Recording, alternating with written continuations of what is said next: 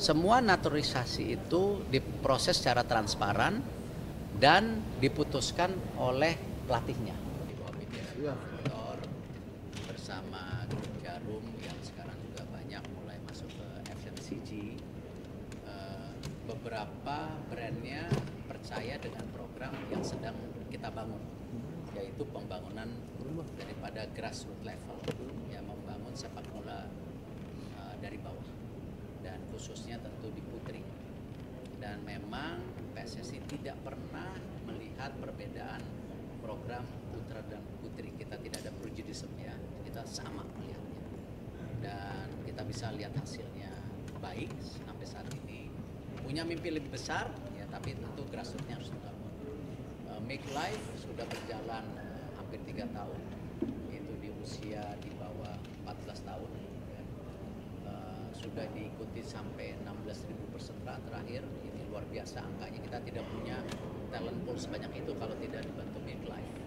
Sekarang Hydroplus mulai masuk ke Piala Pertiwi, yaitu tingkat yang memang lebih tinggi lagi secara tentu pembinaan grassroots. Jadi saya mengucapkan terima kasih atas kepercayaan.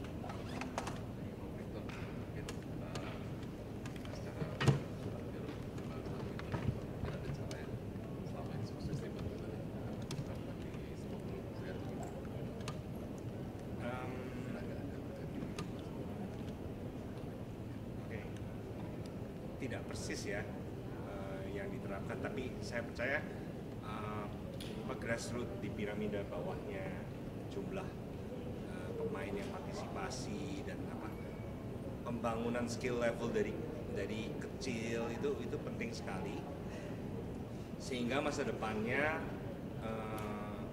mereka akan udah punya dasar.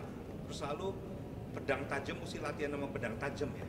Jadi yang mainnya bagus mesti terus lawan atau latihan sama yang bagus juga, yang seumur dia,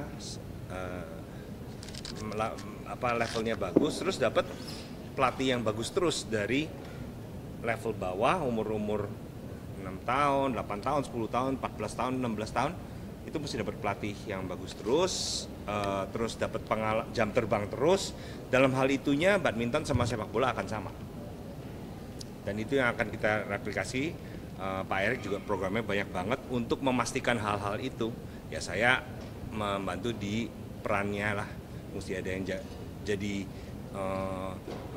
lebih aktif di SD SMP-nya, Pak Erik di SMP, SMA dan di SMA dan universitas dan seterusnya. Pak Victor, ke depannya mungkin apakah akan menggarap juga ke level profesional, mungkin ke liga putrinya? Oh, itu urusannya Pak Erik. Saya paling jadi sponsor. Pak Erik, sebenarnya ada PSSI ada peta jalan pembinaan sepak bola putri ya, belum aman. Sudah. Jadi waktu kita paparan ke FIFA dan pemerintah, karena itu dukungannya hari ini baik, ya karena kita punya peta jalan. Dan kita sudah pernah paparan di DPR kemarin, ya, di pempret saya sudah paparan. Nah, memang tentu bagaimana roadmap ini sekarang kuncinya di implementasinya. Jangan hanya roadmap ini hanya jadi wacana, hanya tulisan. Tapi nah situlah implementasinya kita sudah mulai lakukan sekarang. Gitu. Sudah ada roadmapnya. Pak Erik waktu itu sempat menyebut Liga 1 Putri belum bisa dimainkan karena talent pool. Apakah ini sejalan dengan persiapan talent pool dengan adanya Piala Pertiwi dengan menuju ke Liga 1 Putri di 2027 nanti? Iya, karena tidak mungkin kita punya liga, jumlah pemainnya tidak cukup. Nah, alhamdulillah dengan program bersama Jarum Foundation yang sudah 3 tahun ini, talent pool yang sekarang usianya ini usia dini sudah mulai banyak. Lalu ditambah program tim nasional yang sudah 2 tahun, ya kemarin sama Kosmoci aja bicara di awalnya itu kita hanya punya 7 pemain untuk tim nasional putri.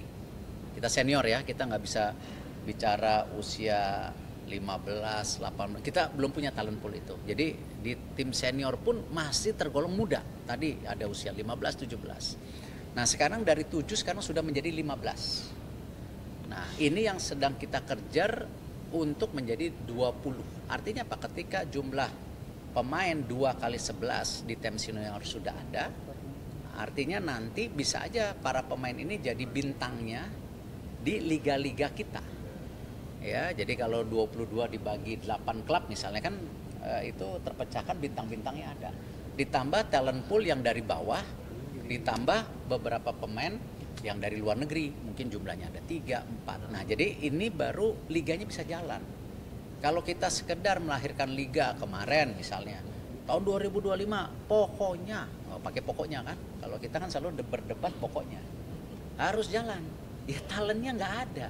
Begitu talentanya tidak ada, liganya dimainkan, kualitasnya jelek, sponsor tidak mau datang, penonton tidak ada yang datang, media tidak ada yang mengcover. Nah, makanya kita melihat sepertinya tahun 2027 ketika tadi ya program dari Midlife sudah berjalan 4 tahun lebih, program tim nasional yang senior ada, yang usia di bawah 18 ada, sudah mulai tebel. Nah, baru liganya bisa dilahirkan dengan kualitas yang baik gitu. Itu pun kita memprioritaskan hanya di Jawa dan Bali untuk sementara. Kenapa? Kita untuk memastikan biaya transportasi klub-klub ini ya bisa tercover ya. Rata-rata klub itu harus spending kira-kira nanti di tahun 2027 untuk punya klub putri kira-kira 8,5 miliar. Kita sudah hitung semua ya, dari gaji dan lain-lain. Pak Erick terkait isu Jenna Dejo yang tidak jadi dinaturalisasi dan tanggapannya di Instagram. Sekarang kita ngomong isu yang lain. Pak, Jenna Dejo yang tidak jadi dinaturalisasi dan tanggapannya katanya mendapatkan perlakuan yang tidak spesial atau kurang baik dari pihak PSSI. Kedua, kongres PSSI yang digelar H-1 menjelang lawan Cina, Pak. Bagaimana persiapannya, Pak? Ya, kalau kita menjelang kongres H-1 melawan China dan tanggal 10 juga itu nanti melawan Jepang, ya kita coba efisien. Ya, kembali program itu mesti efektif dan efisien. Ketika kita ingin mengundang seluruh stakeholder yang ada di sepak bola bisa nonton sepak bola pertandingan kualifikasinya, hal yang positif. Ya sekalian kita kongres juga gitu, karena biar efisien, harga tiketnya nggak bolak-balik, sewa hotelnya nggak bolak-balik. Jadi ini lebih kepada efisiensi, dan tetapi juga ya ini bagian bagaimana kita membangun mindset hati yang sama yang tadi saya sampaikan, membangun tim nasional kita bisa menjadi sebuah tonggak sebagai alat pemersatu. Jadi itu, dan saya rasa banyak sekali pemain-pemain yang sekarang dari U17 lalu juga U20 juga banyak dari daerah-daerah awalnya. Nah, jadi ini yang kita coba dorong.